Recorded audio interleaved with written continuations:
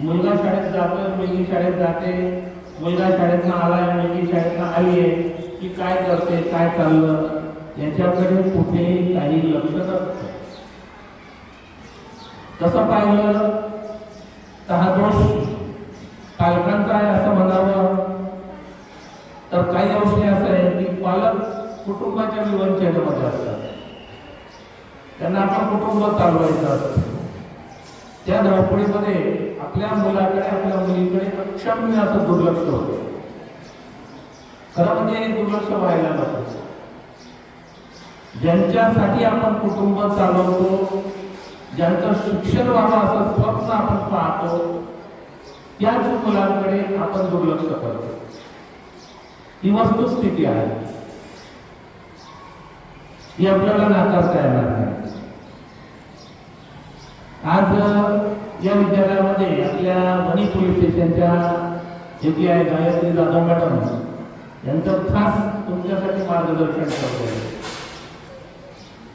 मला वाटतं 8 दिवसापूर्वी 15 दिवसापूर्वी झालेला जो मेळावा आहे त्या मेळाव्यामध्ये ज्या माता आल्या असतील त्यांनी माझं भाषण ऐकलं असेल त्यावेळेला आता पण पुन्हा सांगतो की माझी वैयक्तिक इच्छा आहे उपस्थित असलेल्या मातांनी आपल्या मुलीचं, आपल्या मुलाचं निदान आठवड्याला एकदा दप्तर चेक केलं पाहिजे. त्याला न सांगता त्याच्या दप्तरात काय आहे, तिच्या दप्तरात काय आहे, त्याने काय लिहिलेलं आहे, तिने काय वयामध्ये लिहिलेलं आहे, ते पूर्ण आहे का, ते ती करते का. या मेळाव्याचा उद्देशच तो आहे की तुमच्या माध्यमातून आणि आमच्या माध्यमातून आपल्या मुलाला, आपल्या मुलीला योग्य दिशा दाखवायची. आता नाही म्हटलं तरी 8वी 9वी 10वीची मुलगी आता आपण सगळे समोरच्या मोठ्या वयाच्या विशिष्ट टप्प्यावर जाऊन उभे आहोत. आपल्याला माहिती आहे या वयामधल्या मुला मुलीला समजत नाही चांगलं आणि वाईट, आणि न कळत तिच्या न कळत ती वाहवत जाते. आणि ती वाहवत गेली की वाहवत गेल्यानंतर काय होतं की 10वीच्या वयामध्ये जो निर्णय तिने योग्य घ्यायला पाहिजे तो चुकीचा घेतला जातो आणि चुकीच्या निर्णयामुळे तिचं आयुष्य उद्ध्वस्त होऊ शकतं. मग याला नुसतं जबाबदार शाळेचे शिक्षक शिक्षिका असं नाही, याच्यामध्ये आई वडील सुद्धा आहेत जबाबदार. आई वडिलांनी सुद्धा तितक्याच कटाक्षाने लक्ष दिलं पाहिजे.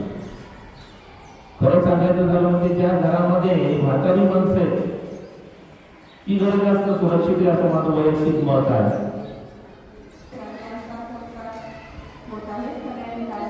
आपल्याला सर्वांना कळतंय पण ओळख नाही या उक्तीप्रमाणे आहे. बरोबर आहे की नाही?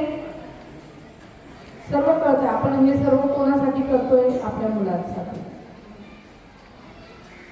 कष्ट कोणासाठी करतोय? मुलांसाठी. पूर्ण दिवस कोणासाठी जातोय? मुलांच्याच भविष्याचा विचार करता करता.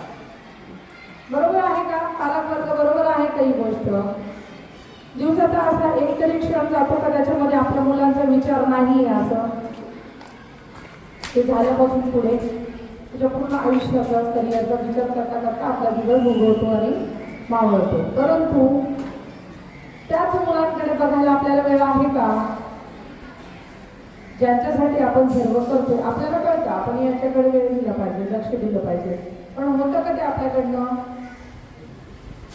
परत एकदा सांगते, रोजच आपल्या मुलांकडे लक्ष देणं आपल्याला शक्य नाही. दैनंदिन काम करत असताना, दैनंदिन जीवन जगत असताना आपल्याला अनेक गोष्टी, बऱ्याच गोष्टी असतात त्या करायच्या असतात. परंतु त्यातली त्यात निदान आपण आठवड्यातनं एकदा तर त्यांना वेळ देणं गरजेचं आहे की नाही?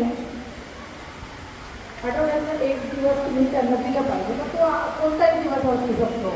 म्हणजे ज्यावेळेस तुम्हाला कामात उत्सुक मिळालेले आहे, तुम्ही मुलांचा अभ्यास चेक करा, त्याच्यानंतर त्यांची वह्या चेक करण्याची सवय लावा.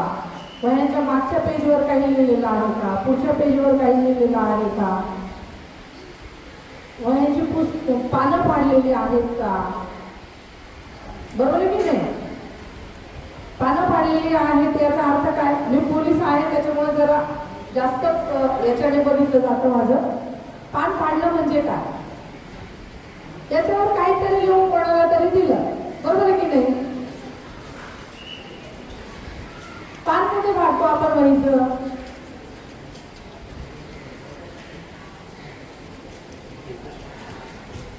आपण आई वडील आहेत, ती मुलं आहेत, त्यांना जर एवढं कळालं की आपण चुकीचं म्हणजे वर्तणूक करत आहे की बरोबर करत आहे हे जर कळालं तर ते करतील का? ते करणार नाही. बऱ्याचदा मुलांच्या ही गोष्ट चुकीची आहे हे लक्षात येत नाही. त्यावेळी आपल्या ज्यावेळी लक्षात येतं, लक्षात कधी आपण लक्ष दिलं तर, लक्ष दिल्यानंतर ज्यावेळी आपल्याला या गोष्टी समजतात त्यावेळी आपण त्यांना योग्य मार्गदर्शन करणं गरजेचं असतं. व आपल्या मुलं कोणासोबत गाडीवरती बसून जातात याची सुद्धा खात्री करायची आपण. मला कुठल्याही हद्दीमध्ये पोलीस स्टेशनच्या ट्रिपल सीट मुलं मुली दिसल्यास मी कायदेशीर कारवाई करणार आहे. कृपया सर्व पालकांनी, मुलांनी, मुलींनी याची दक्षता घ्यायची.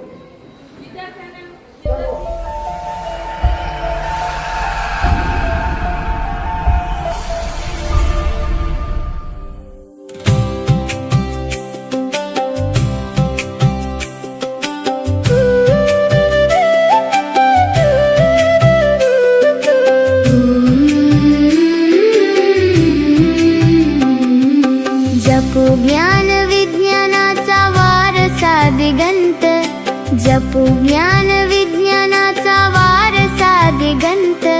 हो गुणवंत आम्ही हो यशवंत, हो गुणवंत आम्ही हो यशवंत.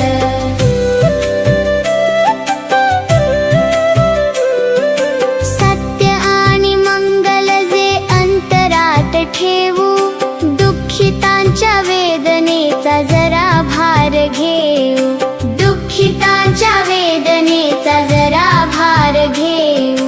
झिजले जे सेवेसाठी झाले कीर्तिवंत, झिजले जे